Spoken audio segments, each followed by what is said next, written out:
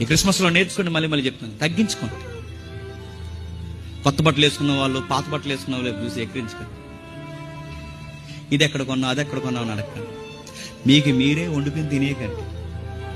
మీకు మీరే కక్క మొక్క డొక్క వండుకుని తినేయకండి. లేనోళ్ళు ఎవరైతే ఉన్నారో ఈ నెలలో చెప్పండి, వాళ్ళకి పెట్టండి. మీకు మీరే బట్టలు వేసుకుని తినేయకండి. కనీసం గత ఏడాది వేసుకున్న బట్టలైనా లేనోళ్ళకి ఇవ్వండి. ఆ పాత బట్టలే కొత్త బట్టలు వేసుకుని తినేది. ఎందుకంటే దేవుని మనసు ఎవరి మీద ఉంది చెప్పండి? దీనులు పేదోళ్ళ మీద.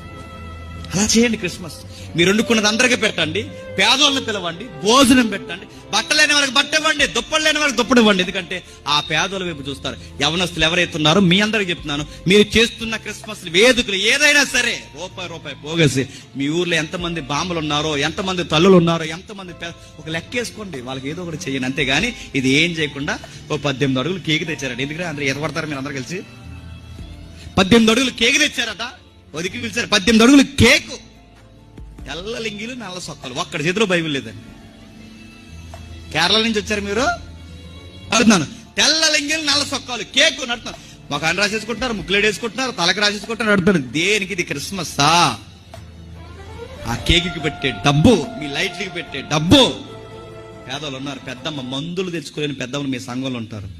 పెద్దమ్మ ఇదిగో మేము అందరం డబ్బులు పోగేసుకున్నాం, నీకు మందులు లేక బాధపడుతుంది, డబ్బుల నుంచి మా యవనస్తులు అందరూ ఇస్తున్నాం అని ఇవ్వు. దేవుడు ఎంత బాగా సంతోషిస్తాడు దేవుడు. విధవరాండ్లు ఉన్నారు లేరా మన ఊర్లో, ఆ తల్లికి ఇవ్వు, ఎంత బాగా సంతోషిస్తారో. మీకు మీరే వండేసుకుని తినేయకండి, మీకు మీరే వేసుకుని తిరిగేకండి. మరియమ్మ ఎలిజబెత్ అమ్మ మొదటి శతాబ్దపు క్రిస్మస్ లో మనకు చూపిస్తున్నారు. ఏమని తెలుసా? ఇదిగో ఆ క్రిస్మస్ మనకు చెప్తుంది, త్యాగం